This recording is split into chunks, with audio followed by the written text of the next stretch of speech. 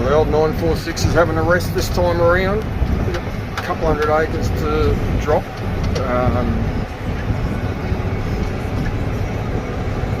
Halfway through this paddock, so that'll be 55 for today.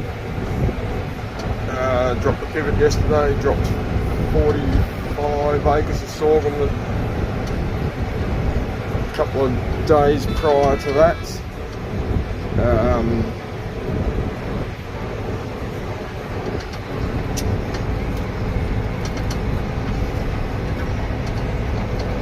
Bear with me, just trying to negotiate my way around that bloody tree.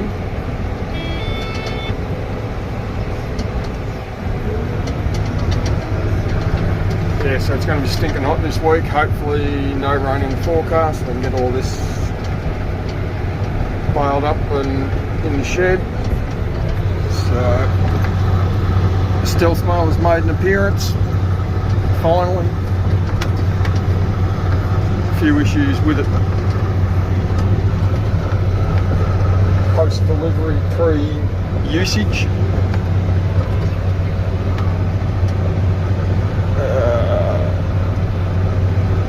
Slight rough bit of a paddock here where the trailer disappeared on the first cut when it was as wet as buggery. So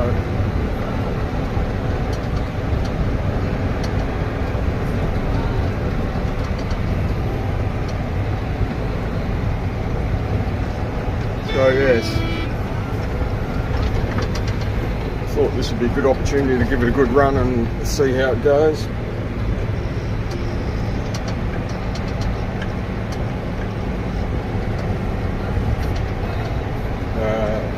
Compare the rollers too, since this is V10 steel as opposed to the tri-lobe in the old girl. I couldn't find a decent 946 with tri-lobes in it when I was looking.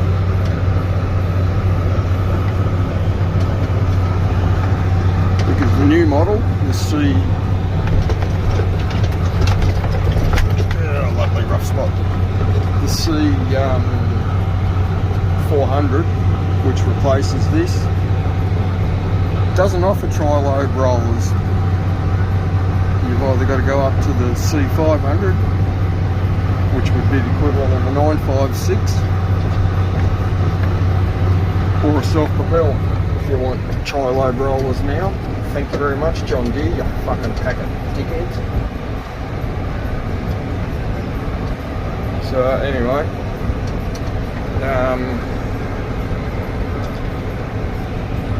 yeah, a few little issues prior to being able to use it. As in the Rockford hitch, 2-point hitch down there was rooted. The bushes on the inside and the spindle. Old mate that must have owned this should have bought himself a grease gun at the same time, because clearly he didn't own one. Because when you look at the spindle, I would say it never saw one skerrick of grease in the however many years, which wasn't that long, considering this is meant to be a 2017 model, that he owned the bloody thing for, because it was flogged out to the absolute shithouse. How you do that in probably 4 years is beyond me, because I think it had been sitting at the dealers for a while. And a big thank you to the fucking wanker dealers at Ballarat too. I'm damn sure they would have known when they picked the thing up to move it around the yard that the spindle was completely fucking worn out. But no, did they bother to say anything?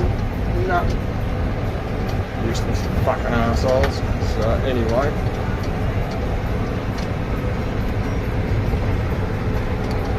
And there was an oil leak on the cutter bar still, which they were meant to have fixed.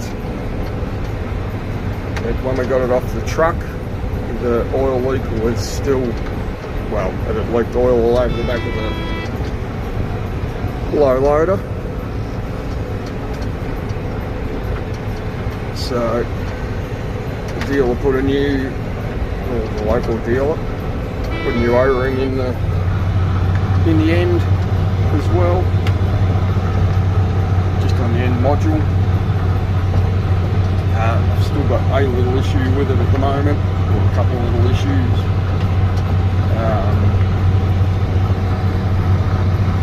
Nothing too major, just a condition of roll drive gear case. Whether it was overfilled or whether it needs resealing, I don't know. And top roller just needs to be shimmed over that direction as well. Apart from that, seems to be going okay. So the more I'm using it, the more it's easing my fears about it. So not that it completely matters now having the other one or having the two. You're not completely stuck if one craps itself. So anyway, at least it's out having a nice little run this time. And just in case you're wondering as to why I refer to the second 946 as the stealth mower, it's pretty much because, well, a little bit of a, hardly called a joke, but a running commentary that it was the invisible mower. Since I bought the bloody thing at the end of June last year, and physically, after inspecting it, physically didn't see the damn thing until mid-December. So henceforth it is known as the stealth mower.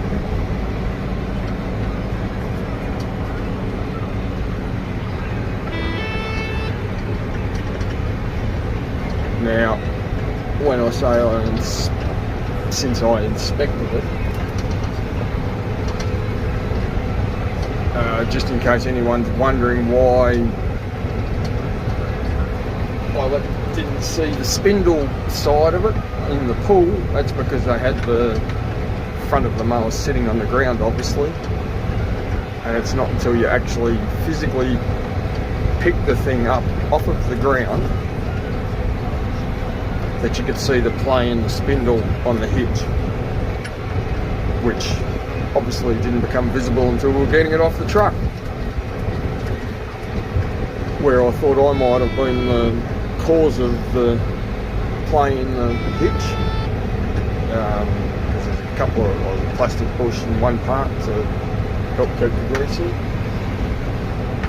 But I thought that I might have damaged it getting it off the truck, since it had to come off sideways down a couple of ramps.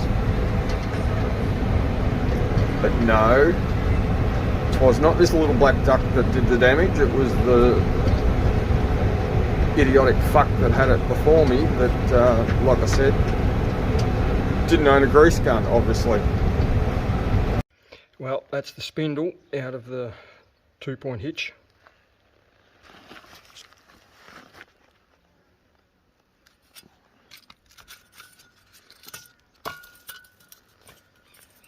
That was the bush on the inside.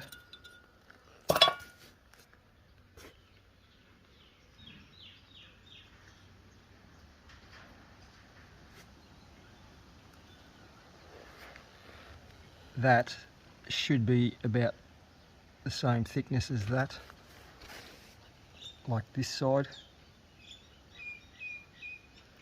So that's where all the play was coming from. Now tell me that's ever seen grease.